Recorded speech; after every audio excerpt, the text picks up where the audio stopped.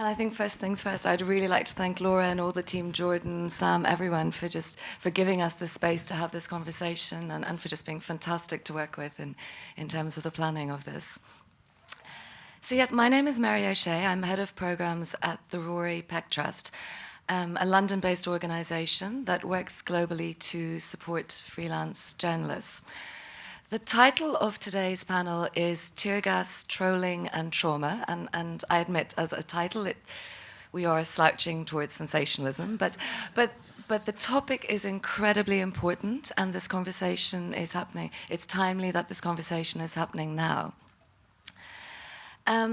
We are partnering, this is not just the Rory Peck Trust, it's also with the Committee to Protect Journalists, and that's why Maria is here, and also the Frontline Freelance Register, which is based out of the Frontline Club in London, and Sarah Jaziri, the director, is also attending and will be here afterwards if people have any questions regarding FFR. Just in terms of the Rory Peck Trust, something we noticed, let's say 2 or 3 years ago, is that the American freelance journalists that were contacting us were not, the profile was changing. So previously, an American freelance journalist contacted us for hostile environment training or for an assistance grant. They were working internationally. They were working generally in conflict zones, you know, the traditional front lines. What we started seeing 2-3 years ago was that there were American freelancers contacting us for hostile environment training or for assistance grants that were working in America, that were working domestically. And that was something that it's quite telling and it's quite worrying as well. And kind of that's maybe in a way the genesis of this talk today. Just out of curiosity, to get a sort of idea of who's in the audience, a show of hands for who's a photographer here. Oh, good. Okay, great. It makes sense, I guess. It's Photoville. Basically, the idea really of this is just to talk through some of the challenges and risks that photographers, photojournalists, documentary photographers, are facing as they try and uncover politics today in the US and notably the increased political polarization. One thing to flag up front, when we talk about safety, CPJ, FFR and RPT, we're talking about safety in terms of physical safety, digital safety and psychosocial. So just we have a very holistic approach. Anyway, we have limited time. We have great panelists, so I'm going to do a quick round of introductions and then I'm going to ask lots of questions and then I'd like to open it to the floor because I think there's probably quite a lot of interest as well from the audience. So yes, first I will start with Nina Berman at the end. Nina is a documentary photographer, filmmaker, author, educator, and she has been covering American politics for the past 30 years. She's also a professor at Columbia University and leads their photography program there. Next to Nina, we have Ryan Christopher Jones, who is a freelance photojournalist and works regularly with the New York Times, Washington Post, Der Spiegel. There's a whole list of publications. And he has been covering things such as the opioid crisis, sadly the aftermath of mass shootings, midterm elections, so has a lot of sort of, on-the-ground contributions here. Maria Salazar Ferro, who I work oftentimes very closely with, is head of emergencies at CPJ and also leads the team there on emergencies and also was recently elected president of the board of the ACOS Alliance, which is a culture of safety alliance, a coalition founded in 2014 to basically improve the protections for freelance journalists.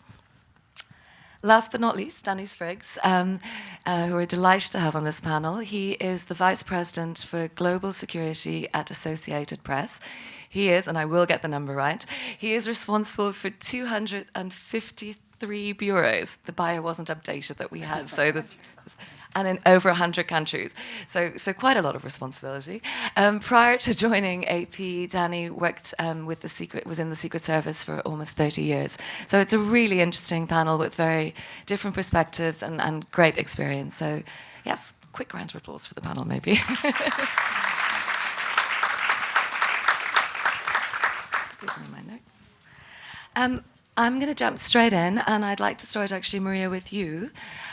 Just because as CPJ, as the organization that tracks and reports on media freedom violations, it would be really interesting to hear from your perspective what sort of changes you've seen take place over the last 2 or 3 years in the kind of the environment for reporters in the US, and then kind of leading on from that, I guess, what you see as the challenges specific to photographers, so photojournalists and documentary photographers. All right, let me see if I can. It's a big question. Pull this all together. So I will start by saying that last year the U.S. was one of the most murderous countries for journalists in the world, with the shooting we had in Annapolis. So we'll start with that.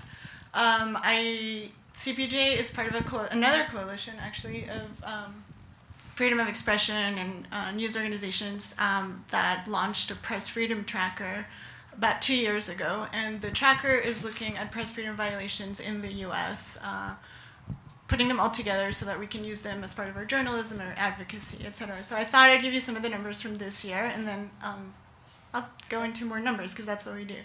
But 8 journalists have been arrested in 2019 in the U.S., 28 have been attacked, 12 have faced subpoenas or legal orders, 27 have faced denial of access to government events, and campaigns, actually.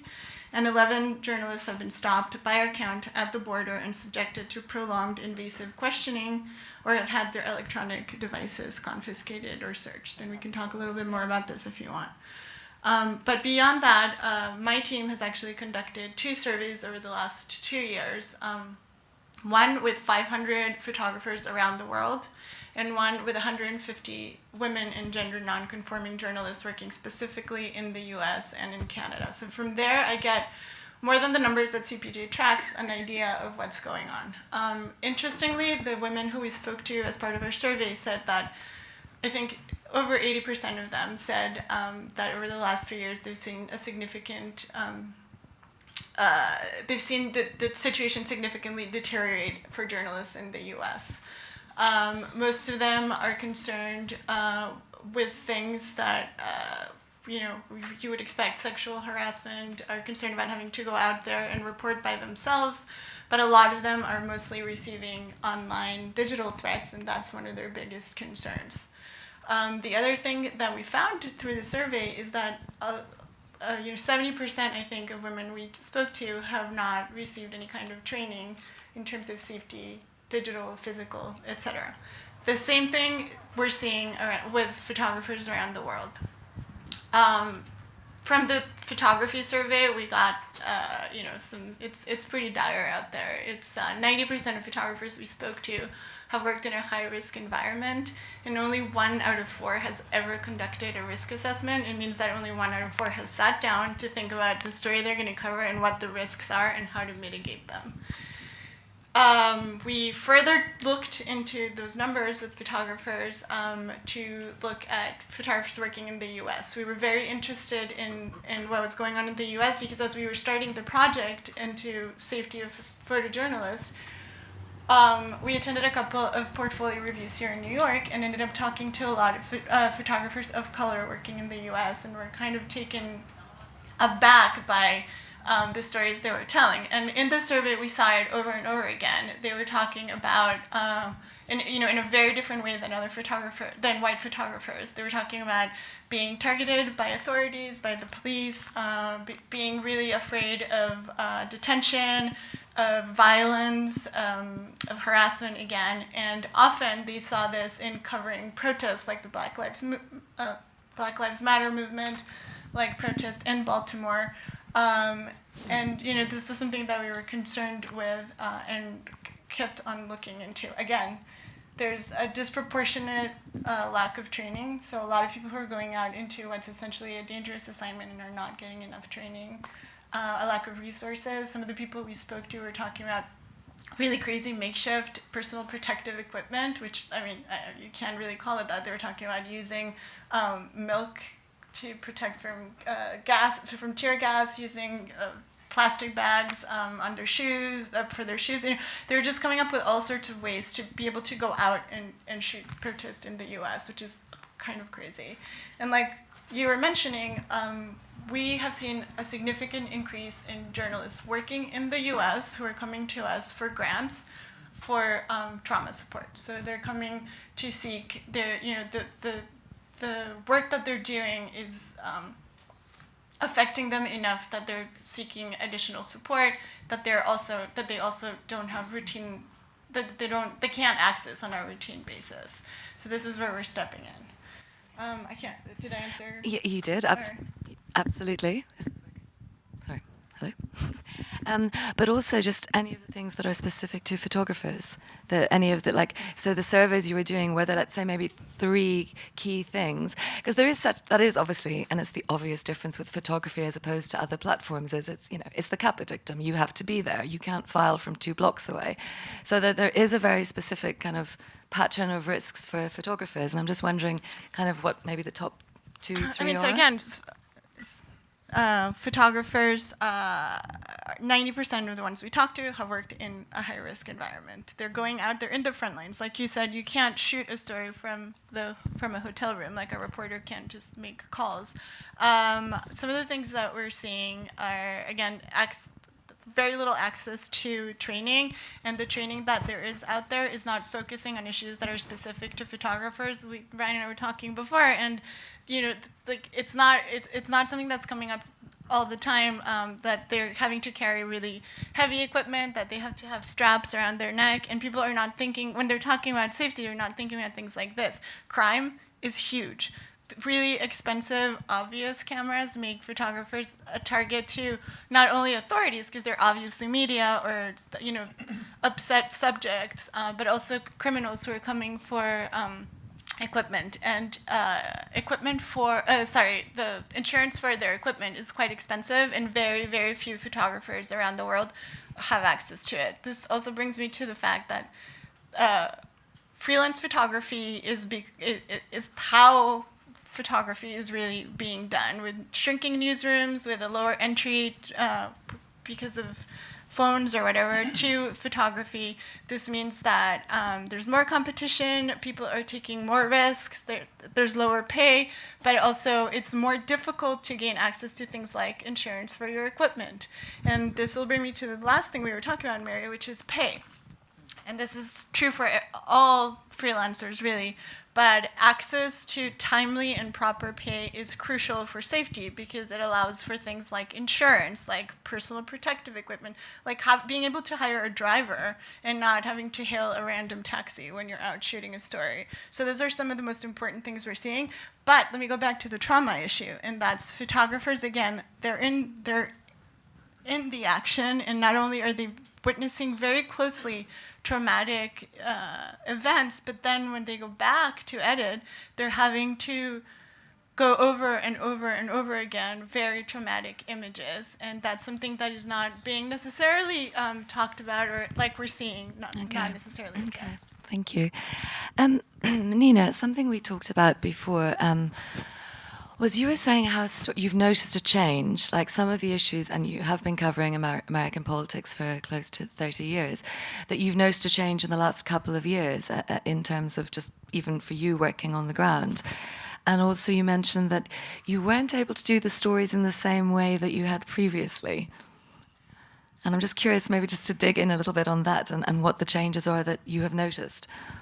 Well, I'd say since 2017, if you want to photograph a demonstration with the so-called alt-right, there's a whole other set of issues that I didn't face when I was photographing white supremacists back in the 90s. So the difference now is that many of these events are designed for so that the leaders of the events can monetize the moment.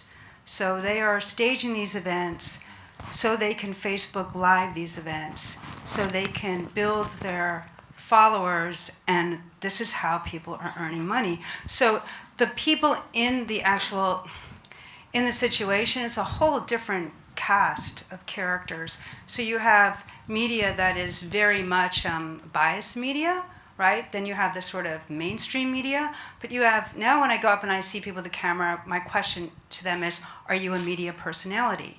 because these events are stocked full of kind of, YouTube sensations who are reporting on these events, whose videos do better when there is a clash. And so what I see is you'll now have these demonstrations, maybe 100 people from the right and maybe 500 people from the left, and these are various, reductive categories in a way. But at some point, everyone is waiting, including the police and the journalists. Everyone is sort of invested in the violent moment. And this is really disturbing, because as a journalist, you don't know quite what to do. Do you photograph that violent moment, and do you then kind of amplify the whole scene, or do you step back and not photograph it, which I don't think is really a solution either. But there is like definite provocation that I've witnessed many times, and so that people can film it, right? And then that reinforces their ideology. So these public demonstrations actually work to reinforce ideology. I mean, it's such an interesting and valid point, because there is always that risk of the kind of visual amplification in a sense, and giving almost enhancing platforms to some extent. But I agree that things are orchestrated for a sort of a viral moment, and to some extent we're all complicit in it as well, editors, audiences, everyone.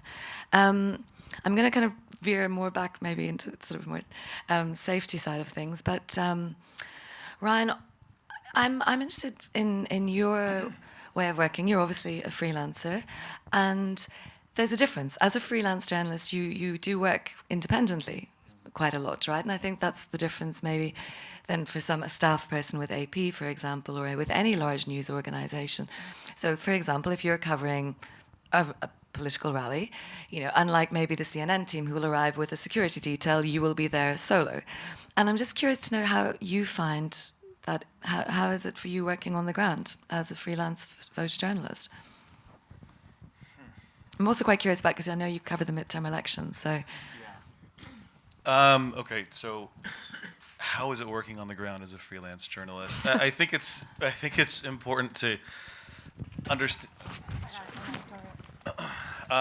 Yeah, I mean, when we're freelancers, we're kind of working for a publication, but it's important to know that we have to create our own networks. And so even though I do have editors that I'm working with, I think it's like I've been able to build a really important network of peers and of colleagues where I'm not the first one to cover this stuff. And this has happened a lot recently. This picture that I took in Annapolis last year, after I photographed that, I wrote an opinion piece for the New York Times, and so I kind of put my name on it, saying this is how I felt about this situation, and this is how I dealt with it. This is my way of kind of coping with the trauma of it. And by doing that, it allowed people to say, oh, Ryan is also dealing with the same things that people have been dealing with for 30 years, like Nina. And so I'm lucky to have been a part of creating a community of freelance journalists who see my name out there, and they can talk to me about the feelings,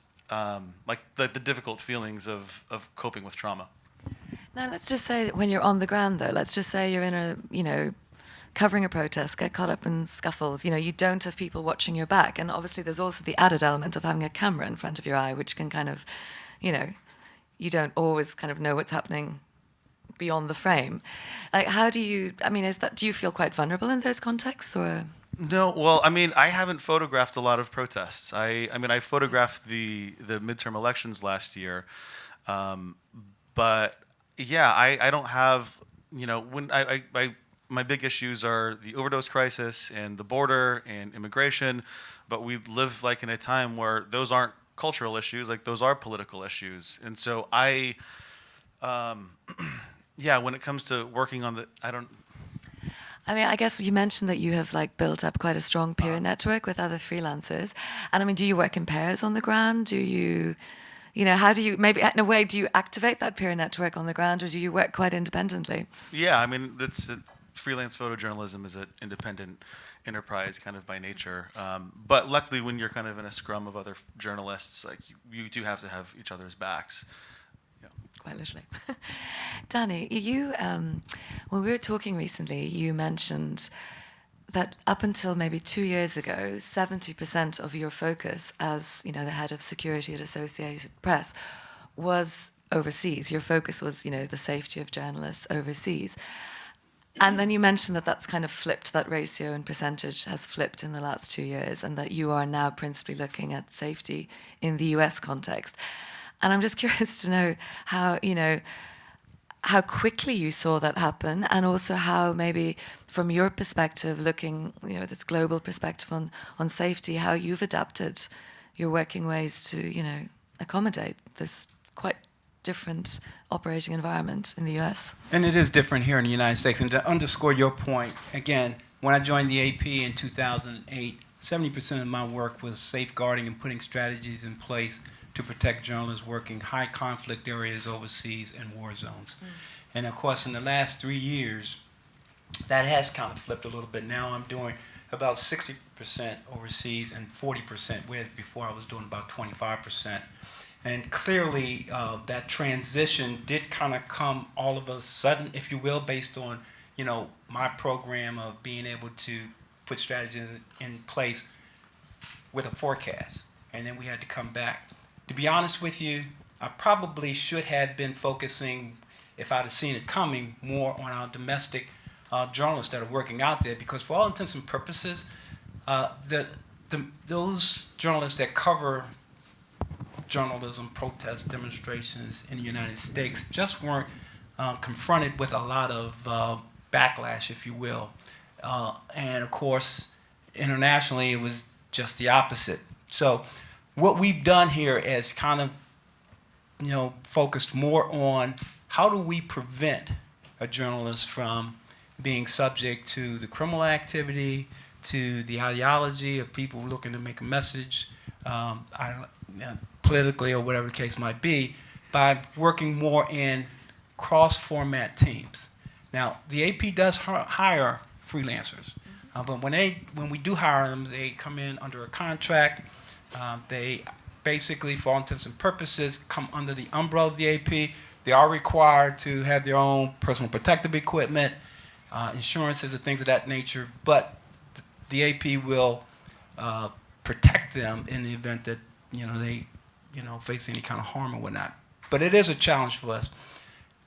When journalists are working in covering protests and demonstrations in the United States, it is important to have somebody cover your back. You mentioned that freelancers generally don't have that. And our cross-format teams, basically that's text, video, and photography, are working as a team. Now, I've been out there with them covering the 2016 elections. I realize sometimes it gets separated. And during that period of time, you do become very vulnerable, not only to harassment, but also to the criminal element that's looking to take their equipment. So we really emphasize the importance of having somebody cover your back, even if it means if you're working with a group of other journalists, maybe be freelancers or other network news organizations, just to be able to cover your back. I mean, just to say, hey, look, you know, things are getting kind of hairy here, so just kind of look out for my back.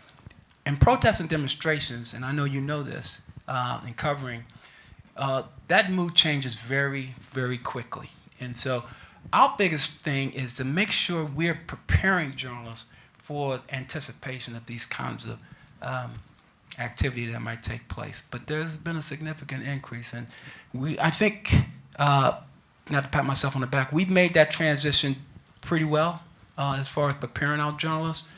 We're really thinking that the measures that we have in place for the upcoming 2020 election will come to bear. Some of the training we've done, the briefings we've done, the personal protective equipment that we've increased our inventory domestically more so than we did for our international folks. That's really interesting. I also recall you mentioning that you were also aiming to try and have your journalists blend in because journalists were increasingly becoming targets. And you mentioned something that I hadn't heard before, which was that you had reinforced baseball caps. Am I allowed to say that here? Yeah, that's part of the personal protective equipment. We've been working with a number of vendors out there to make sure that, you know, we don't want journalists covering protests and demonstrations wearing helmets, ballistic helmets and whatnot. So we've actually worked with a number of vendors over the last 3 years, and we finally got what I was looking for, which is just a regular baseball cap that's reinforced with protective material that will cover the crown of the head.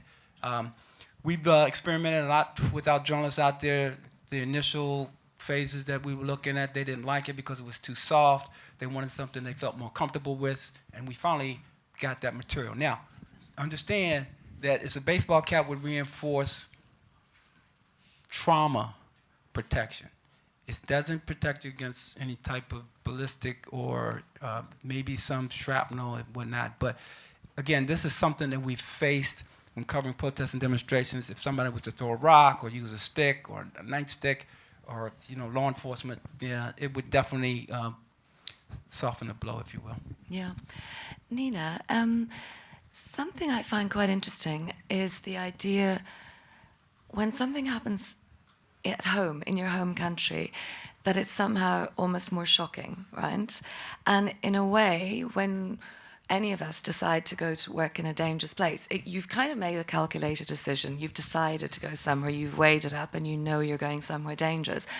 When sort of events, whether it's domestic terrorism, whether it's, many things happen at home, that sort of psychological armor isn't in place. Do you find somehow that it takes, or do you know this from your students or peers, that seeing that it just takes a greater toll when it happens closer to home, I guess?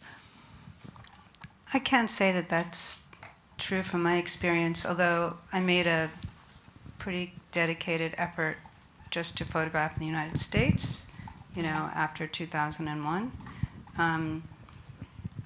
But that's not something that I've necessarily heard. However, if it's a stranger you see being brutalized, you're going to be traumatized or feel something.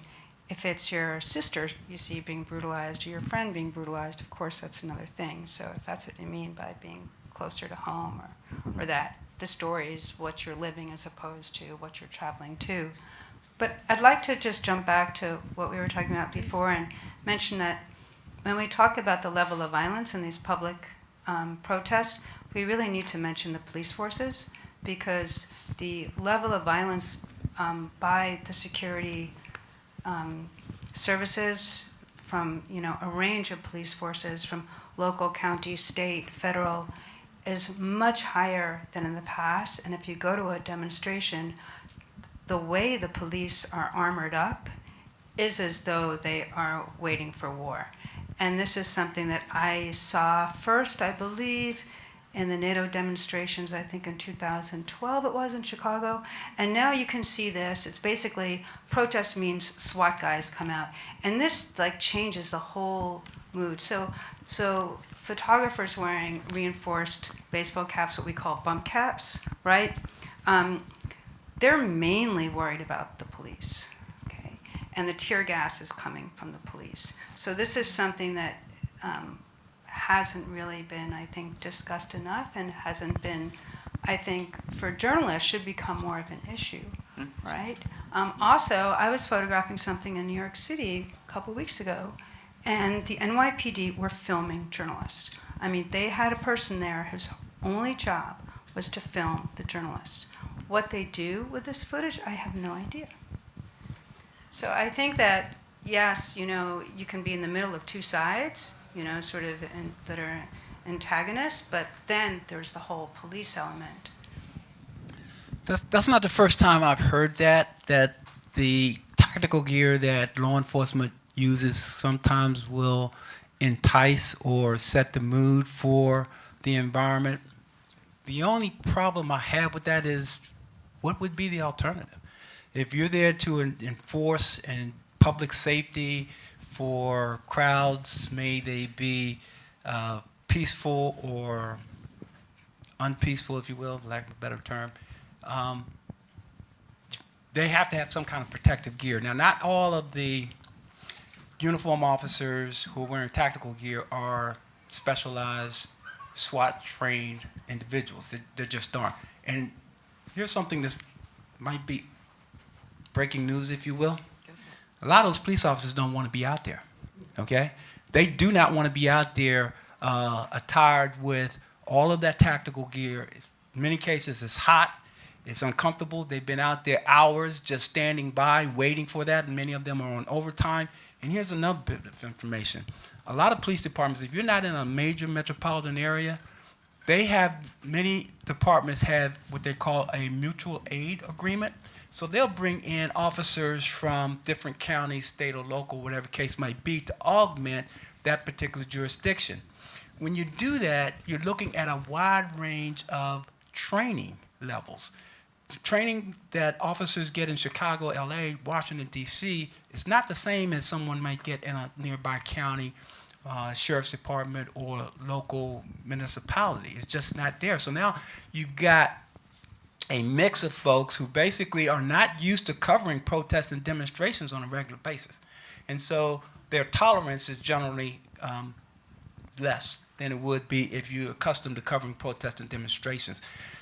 There's no really good answer to that other than if you want people to ensure the public safety, you have to have protective gear that you might face. And you're absolutely right. You don't know what you're going to face. It might be some kind of rock throwing incident. It might be somebody with an explosive device, or it could be somebody with obviously some type of shoulder weapon or handgun. So you just can't run back and forth. You have to be prepared for all of that. But it's important to understand, too, that those guys, I'm going to tell you right now, and I was a uniform officer for 2 years before I joined the Secret Service.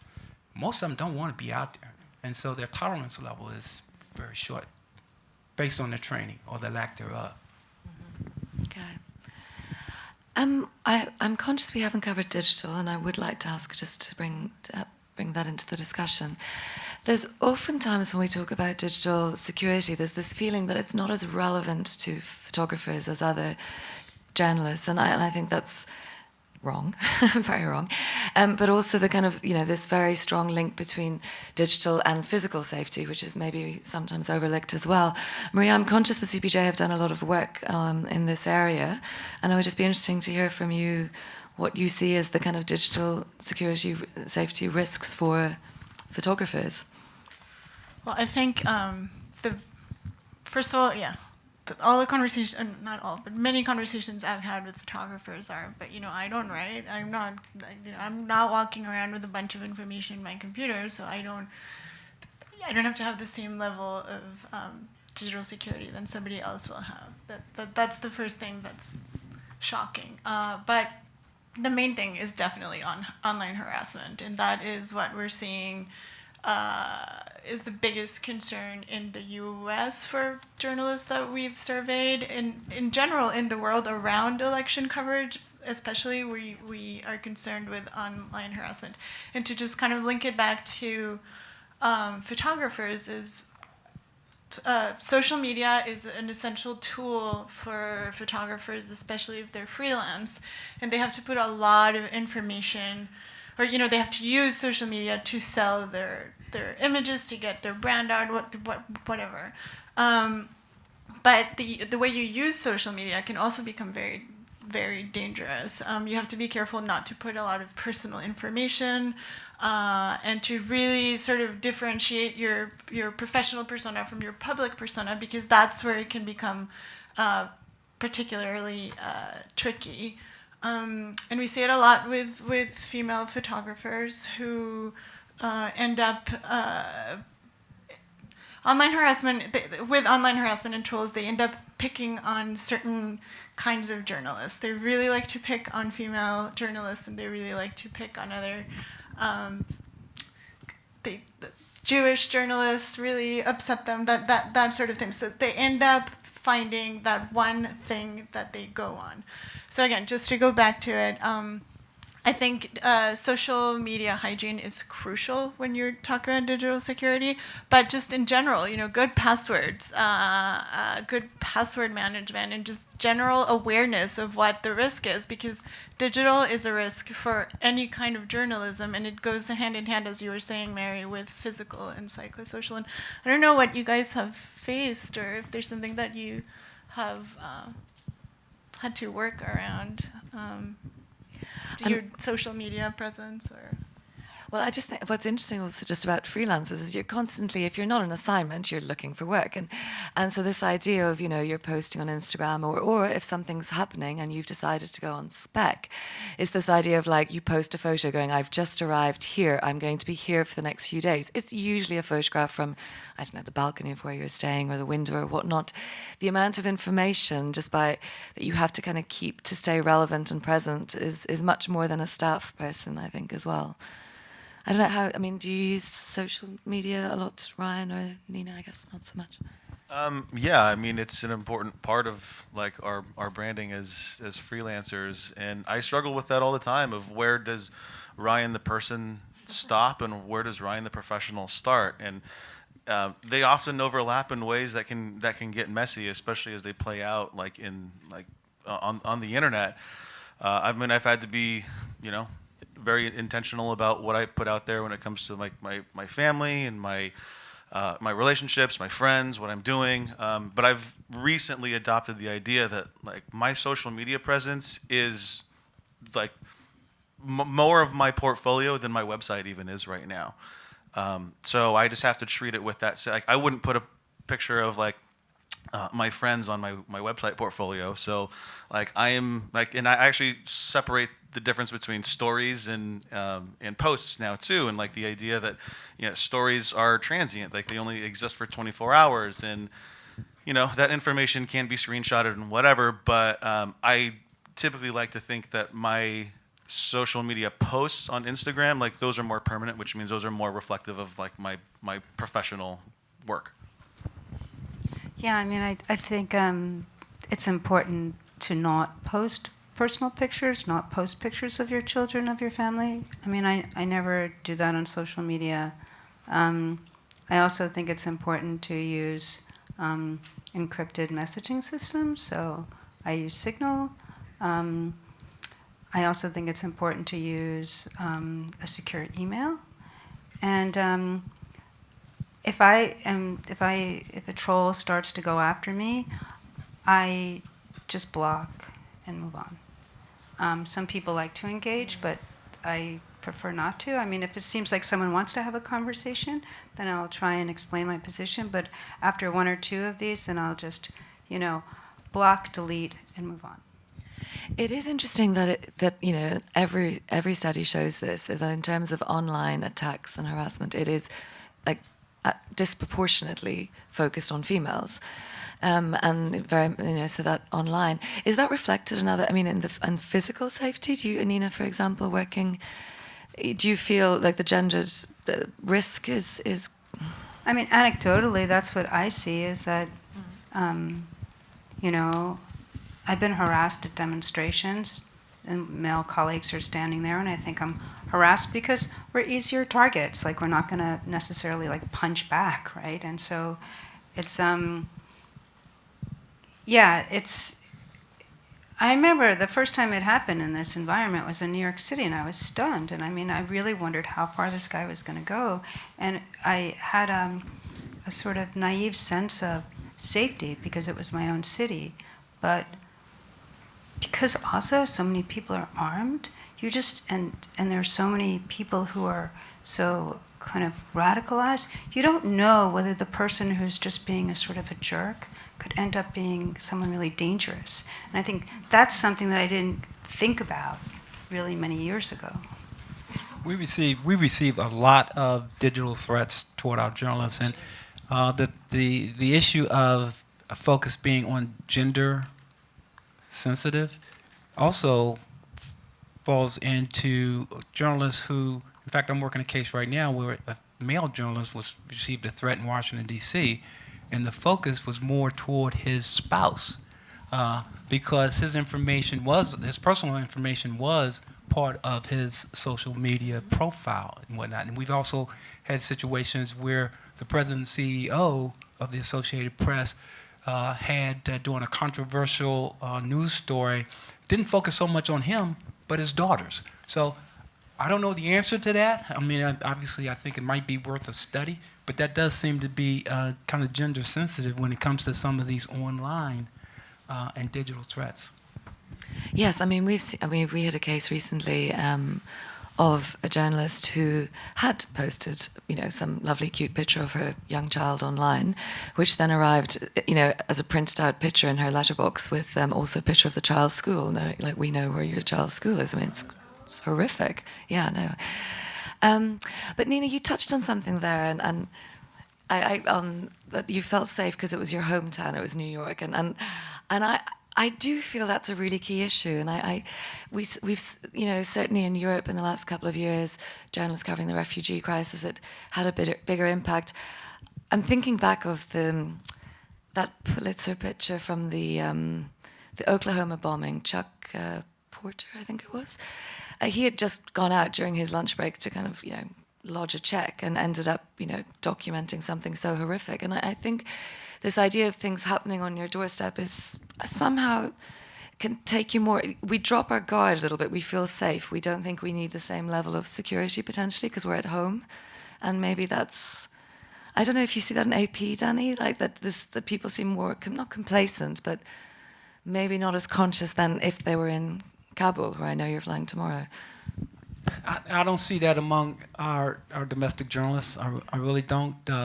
I think it's because we do have a pretty comprehensive program in global security at the Associated Press, where folks, they know that they have somewhere to take that information, and we receive every one of them. We treat them very seriously with our staff.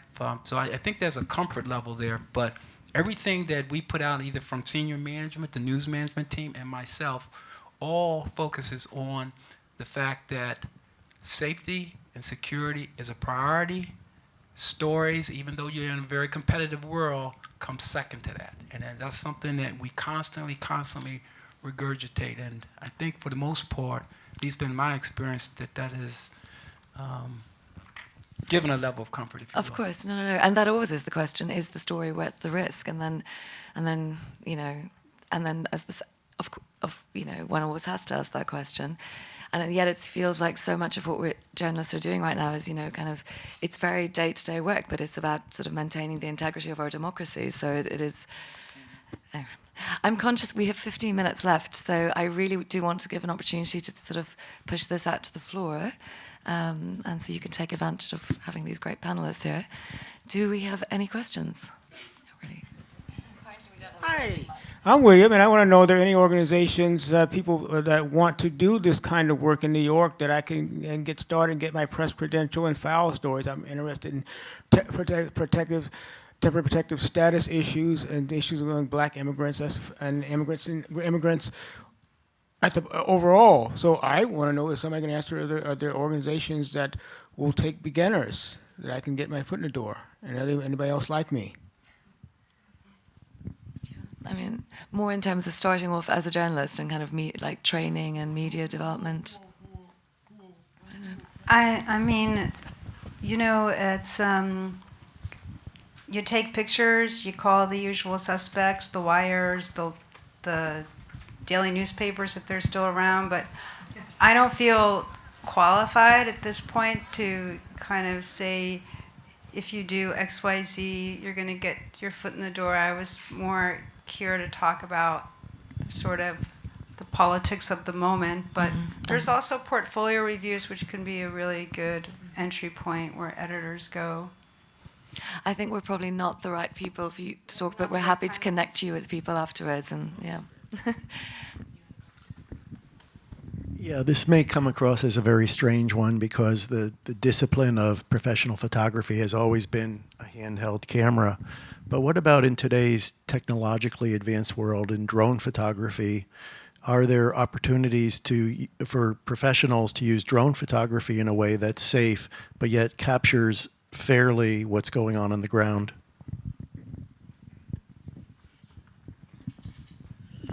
I've wanted to do that, but I mean, there's just so many restrictions in cities about using drones. But at least in public protest, so I don't know the possibilities in that for that kind of use of drone photography. And you may know more about this, but wouldn't that then end up being an added security concern with all of the regulations that there are, not only in the U.S., but generally in the world around drones? Yeah, there are definitely flight restrictions when it comes to drone usage. The AP does use drones to cover natural disasters, earthquakes, floodings, hurricanes, and things of that nature. We have not used them, to my knowledge, in covering protests and demonstrations. But yeah, we do use them, but primarily not necessarily from a safety standpoint, but from the idea of being able to capture the magnitude of natural disasters and things of that nature.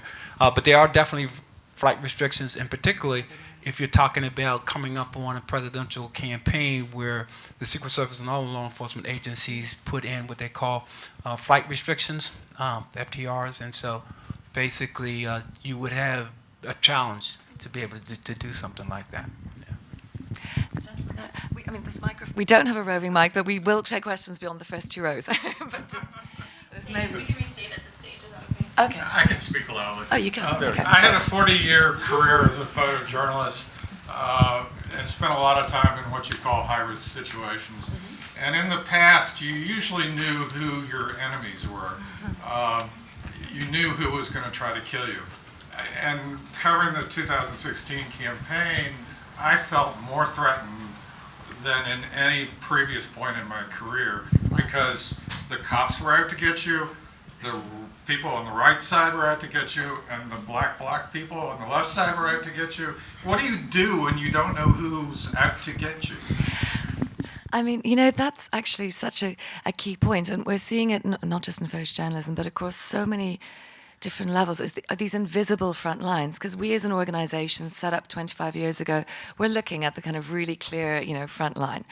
And now, someone sitting behind their laptop in their living room can be at risk, So this idea of not knowing who's your enemy, and that actually is psychologically much more sort of disconcerting because you don't have the clear enemy, But sorry, does anyone else want to come in? I don't think I have an answer, but I have a comment to your question. And I was, we often think at CPJ about how that quote-unquote enemy, or where the source of danger has shifted. And a lot of the work that we did up until now was advocacy work, because you could advocate with governments and you could, try to change things. But things shifted. In Mexico, the cartels, there's no advocating with them. The danger is completely different. With the Islamic State, there was no trying to... The way they engaged with journalists became very different because they had a way to tell their own story. So the journalist becomes a pawn and no longer a vehicle to tell your side of the story. And I'd never thought about the U.S. in that way until you just mentioned that, and to see that that's also coming into U.S. coverage, that the social media channels and that kind of YouTube celebrity also is changing the way that that journalists are engaging here. So, yeah. There's no identification of who the enemy is and being able to identify the enemy. The more important thing is to have situational awareness, and you've been in journalism for a long time. If you thought you could profile somebody, you would miss the Boston Marathon bombers, the all-American looking young men. You would have missed a young lady, highly educated, 21-year-old, who had a suicide vest strapped to her body in Baghdad. So it runs the gamut. If you try to go out and profile somebody, you're going to miss those types of people. You're going to miss the little 12 or 13-year-old that may have a suicide bomb strapped to their body. The idea of situational awareness, be aware of your situation, may it be with the police, how they're operating, how they've set up their demarcation line, if you will. So it's all about being able to be aware of your surroundings and then having a plan. You have to have a plan. That's one of the things we emphasize with our journalists. If something turns badly really quick, where's your egress? What are you going to do? Okay, first and foremost, if there's shots being fired and whatnot, where's your cover? Where's your concealment? These are the kinds of things that you need to be part and parcel of your plan when you go out and cover these events. Sorry, Nina, do you want to come in on that, or you were about to intervene before? No, except that I think that you're correct where all sides could be violent against the journalists now, and the whole sort of, fake news, enemy of the people, you see trickling down. So Trump rallies can be very disconcerting when people are shouting and screaming, fake news, fake news. Or now what I've encountered, which I didn't encounter so much in the past, is people wanting to know exactly how I personally feel. Whereas in the past, if you were a journalist, you could have a conversation with someone who maybe your personal opinion is quite different from, but you could have a conversation and you could cover that person. But now it's like, what do you think about this? Like, who are you working for? And it's like an immediate judgment on who you are and what your purpose, is. And that's really hard to deal with, And I think that journalists have to, have a sense of real calm and cool, or else, one, they could be kicked out of the event very quickly, or two, they're just going to antagonize people who are already sort of amped up. But it is this perception of everyone, everyone's perceived to have on certain sides. No one can just be a neutral, objective journalist anymore. Exactly. There's in this very polarized environment, right? I had one tiny tip that I heard recently that goes kind of to your situational awareness thing, and it's for photographers specifically, so that's why I wanted to bring it in here. And it's to set an alarm on your phone, so that if you're focused, you're really focused on the images that you're taking, you can lose situational awareness. So just set something that vibrates or rings, so that it brings you back, and you just check back in. And I often bring it up with journalists in general because it's a reminder that you have to, when you're thinking about risk, you always have to take the time and make the effort to stop and check again how things are changing, and then kind of recalibrate the way you're engaging. I feel like we're slightly prioritizing the front row. After this question, then I'm moving it right back. Okay. I have a question in regards to prolonged trauma and what's being done. The temperature is so different now, with attacks being more personal. And what extra precautions being taken, let's say with Associated Press or whatever, to kind of mentor people in making more mindful decisions? Just like you said, you have to be careful what you photograph. How is it being put out there to help people not to find themselves in these situations? And then with the temperature, what is being done for, let's say, a family that has been affected by trauma right here, and that insurance isn't going to cover, or something wasn't covered that really had been affected personally? What's being done to kind of help with those people who go through, let's say, onset trauma here? If I understand your question, are you referring to people who may be experiencing levels of post-traumatic stress syndrome? The AP actually has a program that addresses that, but it's a volunteer program in that you really have to come forth. Our managers, our news managers, have been trained to be able to recognize that, particularly when you're constantly using that photographer who is a Pulitzer Prize winning photographer, that you keep sending them out to the tough assignments and the catastrophic events and whatnot. Those are the ones that we really look at, and our news managers have to be the first ones to recognize that and to discuss that. But at the end of the day, it's up to that individual to come forward.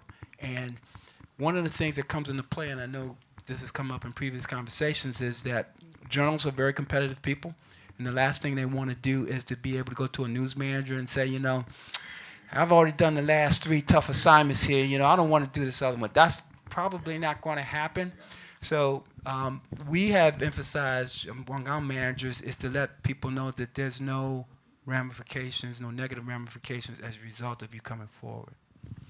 And it's always slightly trickier for freelancers because they're always concerned that they may not, firstly it's cumulative, so it may not be something that happens on a particular assignment, but also concerned that maybe they don't get it, someone's wary with one assignment. I'm conscious there were lots of hands at the back, but none of them. Gentleman there? Hi. I was wondering, these days with the change in technology and photo bureaus actually using cell phone photography for embedded people more so internationally, and that photojournalists these days are not getting the sponsorship from the wires that maybe they're having to go out on their own more without the backing of a wire, a newspaper, or a magazine. Because these days covering certain countries such as Syria, is harder because you may not have the financial backing and you're trying to compete with local people. Because I know a photographer that was held hostage for 2 months in Syria, and luckily he was able to get out alive. I will. Well, yeah, that's a real issue. I mean, particularly with photographers, but I think in general with a lot of frontline coverage. And I think that's where a lot of the safety work that the NGOs that we work with have been doing comes from. It comes from that changing environment, a lot more freelancers, and technology changing and allowing for more people to be able to go out there and do that, and people going out there without the necessary tools that the old conflict journalist had. So there's a lot of work that's being done around it, mostly around the ACOS Alliance that we were talking about, ensuring, and it stands for, again, a culture of safety. So the main thing that we're doing is trying to facilitate that conversation between freelancers, news editors, news organizations, to make sure that safety is, as you were saying, the first question. So both as you're pitching a story, you're thinking about safety. And just facilitating other tools. ACOS does a lot of training with, for example, the AP. We're also doing training with editors to do just that, to be able to help the editors also ask the appropriate questions, ask questions around trauma or equipment, etc. Okay, we've got time for one last question. Lady there had her hand up first. Yes, you. Hi. Hello. This question is for Nina and Ryan. A large part of the population in this country is listening to the rhetoric that the media is horrible and they're the enemy right now. How, and it's not been like that, I don't know for how long, but how are you guys dealing with that personally, knowing that you're going out into a lot of places that aren't metropolitan cities like New York, Chicago, LA, and people are looking at you and being like, you're a horrible person, what you do is a horrible job. I'm curious as to how you guys deal with that, getting those reactions from people who are trying to tell their stories. Last year I covered the midterms in Missouri, and being a Mexican man with long hair and a beard, I've worked in the South and I've worked across the United States enough to know what my presence feels like in a space where now I'm checking off 2 boxes. I'm a journalist, number 1. I'm working for the New York Times, number 2, and also I'm a brown guy with a beard, and my name is Ryan Christopher Jones, which means I'm culturally ambiguous. I could be, I mean, I've worked all over the world, and I could just fit in. But I know what those eyes look like when I walk into a space, and I know what those eyes make me feel like, especially as like a perceived threat, physically as a Mexican man and also as a journalist. So 5 years ago, this would have never happened, but I actually shaved my beard, and I went out into the field and I put my hair back, and hey, I'm just Ryan Jones. I'm just, I'm very much a white presenting man, and like, that's crazy that I have to do that. Like, I've got to conceal my own identity just to do my job. So, I mean, that doesn't make me feel good, but I'm trying to funnel that into making more powerful work about the Mexican American experience, and making it a little bit more of a first person understanding of it. For me, it's actually really challenged my idea about why I'm there and what pictures do I hope to get out of these situations and what to even look for, to be honest. And I didn't feel that sense of doubt in the past. The one thing, I mean, I am a white woman, and so when you're covering the alt-right, sometimes you will hear people say things, and they say things to you, they assume that you're an ally in their racist ideology, and that is always a super uncomfortable moment, because when do you step out of being a journalist and say, I don't agree with that, I'm moving on here? And when do you just sort of listen and say nothing and keep on photographing? But that's, to be honest, always been true in the United States. So I don't think that there's anything different about that right now. Okay, I think our time is up. Yes, definitely. Thank you all very much. Thank you to our panelists. Thank you all for coming here.